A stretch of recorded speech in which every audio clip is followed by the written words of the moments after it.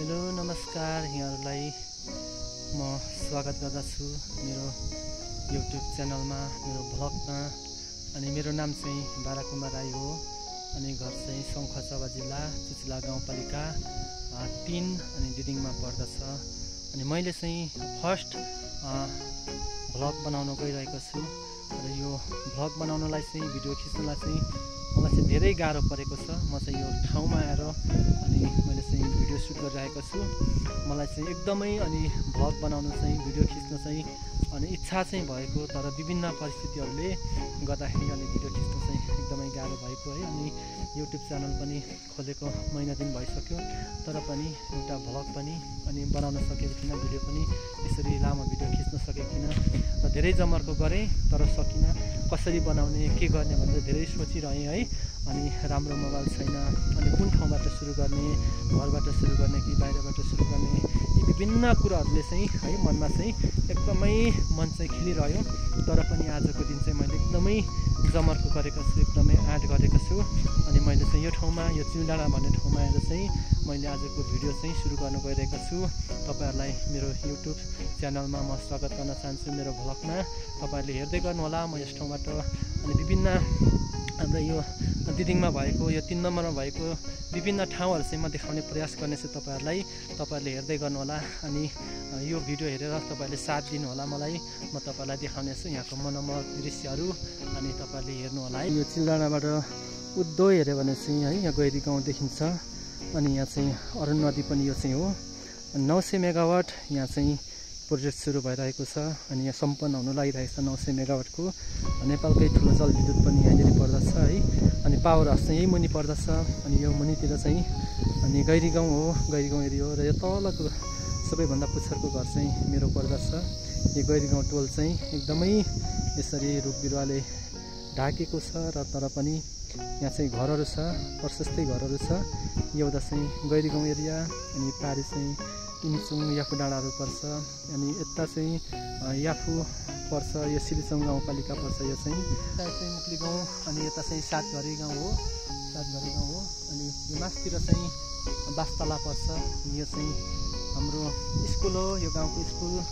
अनि यो गाउँको स्कुल यो चाहिँ दिदिङ प्रारी हो, आधारभूत हो विद्यालय। अनि यो चाहिँ दिदिङको सबैभन्दा पुरानो विद्यालय पनि हो। अनि यो चाहिँ 2019 सालमा स्थापना भएको विद्यालय यो चाहिँ।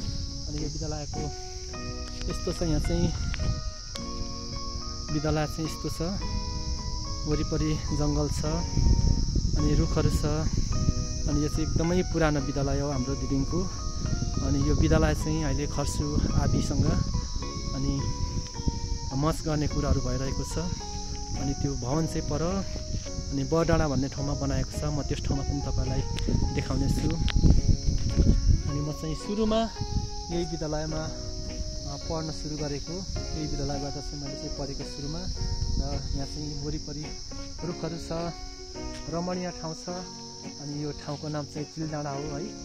सबैतिर यहाँबाट चाहिँ देख्न सकिन्छ, एकदमै रमाइलो ठाउँ छ। तपाईहरुले हेर्दै गर्नुहोला, म तपाईलाई देखाउने छु। यहाँबाट चाहिँ चम्पालुङ हिमाल अनि मकालु हिमाल पनि देख्न सकिन्थ्यो, तर आज चाहिँ कुहिरोले गर्दा देख्न सकिएको छैन यो डाँडाबाट चाहिँ।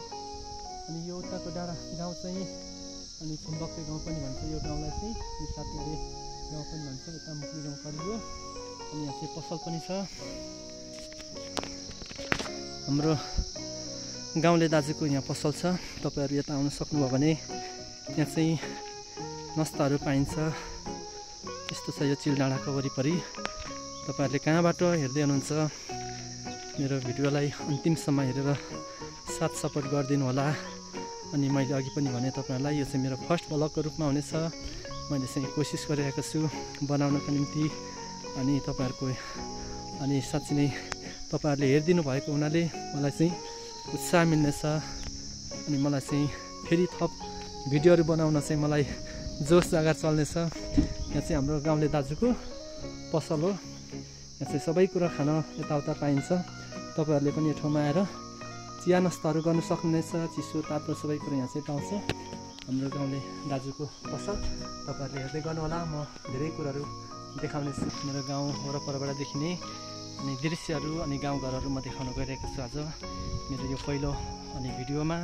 तपाईँहरूले हेर्दै गरिदिनु होला। यो वरिपरिबाट देखिने ठाउँहरू अनि एकदमै राम्रा ठाउँहरू म तपाईँहरूलाई देखाउनेछु, गाउँहरू देखाउनेछु, चिनाउनेछु। यसरी नै म आजको मेरो अनि पहिलो भ्लग चाहिँ मैले सुरु गरेको छु। मैले अघि पनि भनिहालेँ तपाईँहरूलाई। अनि मलाई चाहिँ यो भिडियो बनाउनु चाहिँ एकदमै गाह्रो भयो है। कसरी बनाउने, बोल्नु आउँदैन, एकदमै कसरी बनाउने होला अनि सोचिरहेँ है। हैट सक्दिनँ भन्ने घरिघरि आउने मनमा, तर पनि कतिपल्ट चाहिँ फेरि होइन बनाउनुपर्छ, किन सकिँदैन भन्ने पनि आउने आफैलाई उत्साह दिने। यसो गर्दै मैले आज चाहिँ जबरजस्ती चाहिँ तपाईँहरूको बिचमा यसरी भिडियो बनाएर अनि देखाउने प्रयास गरेको छु। बारा कुमार युट्युब च्यानललाई अनि मेरो भ्लगलाई चाहिँ तपाईँहरूले माया गरिदिनु होला, सपोर्ट गरिदिनु होला। सुरुदेखि अन्तिमसम्म हेरेर अनि तपाईँहरूले प्रक्रिया अनि आजको साँच्चै नै सबै कुरा अनि मैले बनाएको कुराहरूको बारेमा चाहिँ अनि जानकारी पनि तपाईँहरूले बताइदिनु होला। अनि यो माथितिर चाहिँ यो एरिया चाहिँ बास्तला गाउँको एरिया हो, तर घरहरू चाहिँ यहाँबाट देखिँदैन रहेछ।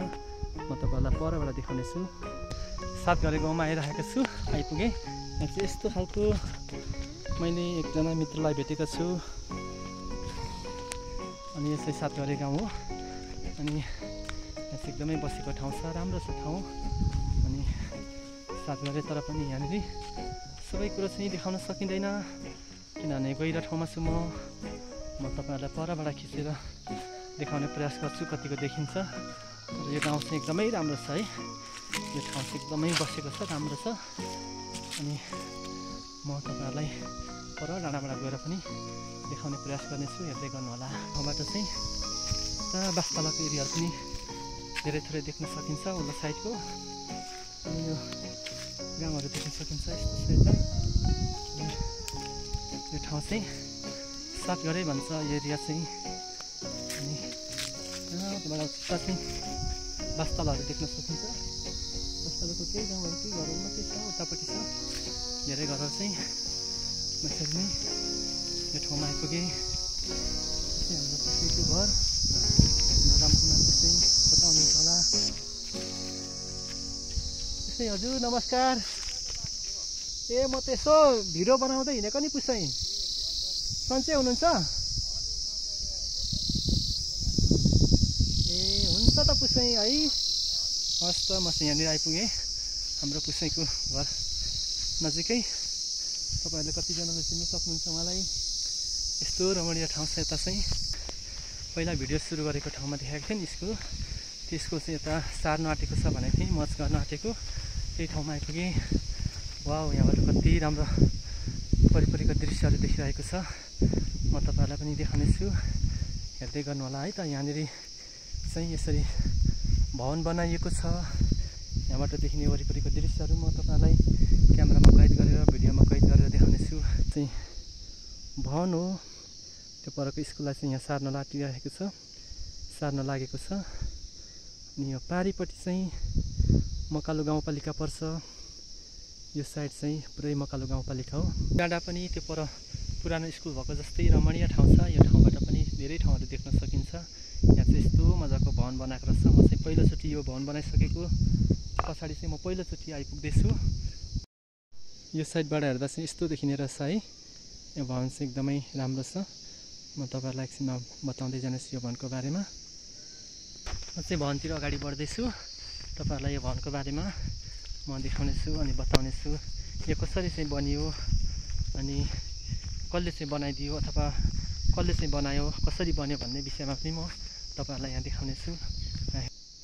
यो भवन चाहिँ नेपाल भारत विकास सहयोग अन्तर्गत चाहिँ शङ्खसभा जिल्ला चिचिला गाउँपालिका 3 स्थित निर्माण गरिने श्रीदिदिङ आधारभूत विद्यालय भवनको शिलान्यास भारतीय राजदूतावास काठमाडौँका प्रथम सचिव श्री अविनाश कुमार सिंहज्यू र चिचिला गाउँपालिका अध्यक्ष श्री पासाङ नर्बु शेर्पाज्यूद्वारा संयुक्त रूपमा सुसम्पन्न भयो भनेर यहाँ लेखिएको छ। इति सम्वत 2080 साल चैत 15 गते रोज 5 शुभम भनेर यसो लेखेको छ।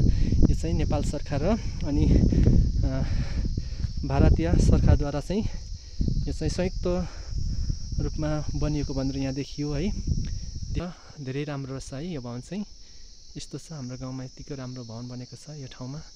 अनि यता पारीतिर चाहिँ हामी हेर्न सक्छौँ। यो चाहिँ मकालु गाउँपालिका पर्छ।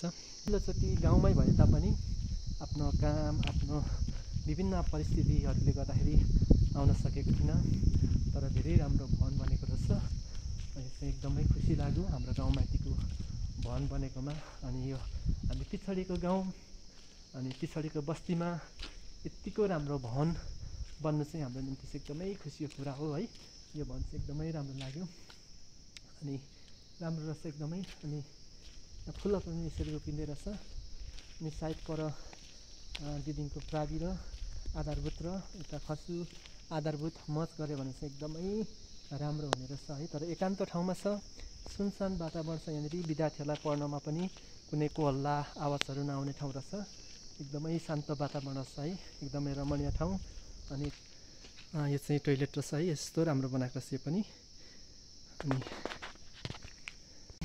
अनि म चाहिँ तलतिर गएर फलैचो डाँडा भन्ने ठाउँमा गएर पनि अझै म तपाईँहरूलाई त्यहाँबाट नि चारैतिरको म दृश्यहरू देखाउने छु। योभन्दा अगाडिको सर्ट भिडियोमा पनि मैले यहाँबाट चाहिँ एउटा भिडियो बनाएर अपलोड गरेको छु। मनोहर गाउँघरको दृश्य भन्ने एउटा यहाँ चाहिँ थमेल छ, तपाईँहरूले हेर्नुहोला। अनि यो ठाउँबाट चाहिँ एकदमै वरिपरिको दृश्यहरू पनि राम्रोसँगले देख्न सकिन्छ। हावा आएको कारणले चाहिँ आवाज त्यति खासै राम्रोसँगले सुन्न सकेको छैन, तपाईँहरूले धैर्य गरेर सुनिदिनु होला। अनि यो ठाउँबाट चाहिँ वरिपरिको रमाइलो अनि गाउँहरू चाहिँ देख्न सकिन्छ। मेरो गाउँको वरिपरिको अनि दृश्यहरू चाहिँ यहाँबाट विभिन्न ठाउँहरू चाहिँ देख्न सकिन्छ। यो ठाउँबाट पारी देख्न सकिन्छ, सिलेचौङ गाउँपालिका, अनि हाम्रो चाहिँ चिचला गाउँपालिका हो। अनि यहाँबाट वरिपरि चाहिँ विभिन्न ठाउँहरूलाई देख्न सकिन्छ। 900 मेगावाटको अनि जुन चाहिँ परियोजना यही मन्दिर पर्छ। अनि यो ठाउँलाई चाहिँ फलैचो डाँडा भनिन्छ, तर अहिले आएर चाहिँ यो ठाउँलाई फ्याउरे डाँडा पनि कतिले भन्दछ है। र फ्याउरे डाँडा चाहिँ कसरी भयो त्यो चाहिँ त्यति थाहा भएन, तर यो ठाउँलाई चाहिँ हामी फलैचो डाँडा भनेर चाहिँ हामी चिन्छौँ। र यो तलतिर चाहिँ चौतारा छ, त्यहाँ चाहिँ हाम्रो गाउँमा चाहिँ चौतारालाई अनि फलैचो पनि भनिन्छौँ। अनि बिसाउनेको लागि यहाँ चाहिँ राम्रो यहाँ चाहिँ डाँडामा चौतारा छ। अनि यहाँबाट चाहिँ चारैतिर देख्न सकिन्छ। सायद त्यही भएर पनि यो ठाउँलाई चाहिँ फलैचो डाँडा पहिला भनेको थियो होला, तर पछिल्लो समयमा चाहिँ फ्याउरे डाँडा भनेर मानिसहरूले चिन्छ है। यहाँबाट चाहिँ सबैतिर देखिन सकिन्छ। धेरै गाउँ चाहिँ परतिर पर्छ, चाहिँ मुक्ली गाउँ अरू नदी हो। अनि केराबारी भन्ने ठाउँ चाहिँ त्यो तलको घरहरू हो।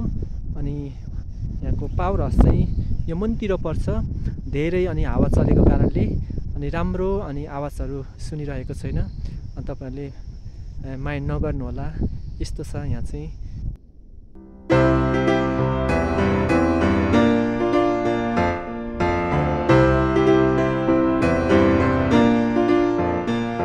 हाम्रो गाउँले दाजुको पसल देखाएको थिएँ, त्यहाँबाट चिसो किनेर ल्याएको थिएँ। अनि मैले चाहिँ चिसो पनि पिलाएँ। अब चाहिँ म भिडियोलाई अन्त गर्न गइरहेको छु। अनि यो डाँडाबाट चाहिँ आएर चाहिँ वरिपरि हेर्दा चाहिँ थकित मनहरू पनि अनि एकदमै शान्त हुन्छ है, बिसाएको जस्तो अनुभव हुन्छ, हावा चलिरहेको हुन्छ। त्यसो भएको हुनाले चाहिँ यहाँबाट चाहिँ एकदमै अनि ताजा अनुभव भएको महसुस हुन्छ। अनि त्यही भएर पनि म चाहिँ यो ठाउँमा आएर यसरी भिडियो बनाएको छु। अनि पहिलो भिडियो अनि त्यो भएको हुनाले पनि म यो ठाउँमा सुनसान ठाउँमा आएर एकान्त ठाउँमा आएर चाहिँ यसरी भिडियोलाई चाहिँ अन्त गर्न गइरहेको छु। तपाईँहरूले यो भिडियो हेरेर साथ दिनुभयो, तपाईँहरूलाई धेरै धेरै धन्यवाद छ। अनि विशेष गरेर म तपाईँहरूलाई धन्यवाद दिन चाहन्छु। अनि मेरो गाउँको अनि यसरी वरिपरिको दृश्यहरू तपाईँले हेरिदिनु भयो, अनि यसरी हेर्दै गर्नु होला। अनि लाइक कमेन्ट सब्सक्राइब गरिदिनु होला। म तपाईँहरूसँग यो अनुरोध गर्दछु। म यस ठाउँमा भएका हाम्रो दिदिङमा भएका वरिपरिको परिवेशहरूलाई, यहाँको जीवनशैली, यहाँको सम्पूर्ण अनि गतिविधिहरू चाहिँ म तपाईँहरूलाई प्रत्येक दिन चाहिँ देखाउने प्रयास गर्नेछु। अनि तपाईँहरूले चाहिँ हेरेर साथ दिनु होला, तपाईँहरूले माया गरिदिनु होला भन्दछु। अनि विशेष गरेर अनि मेरो च्यानललाई तपाईँहरूले सब्सक्राइब गरिदिनु होला, ताकि तपाईँहरूको सहयोगले गर्दा चाहिँ मलाई अरू थप भिडियोहरू बनाउन चाहिँ उत्साह मिल्नेछ। अनि मलाई चाहिँ एकदमै अनि हौसला मिल्नेछ। म चाहिँ यो आशा गर्दछु तपाईँहरूले अवश्य पनि मलाई साथ दिनुहुनेछ। हवस् त, आजको भिडियोलाई चाहिँ म यहीँ अन्त गर्न चाहन्छु। तपाईँहरूले हेरिदिनु भयो, तपाईँहरू सबैजनालाई धेरै धेरै धन्यवाद छ।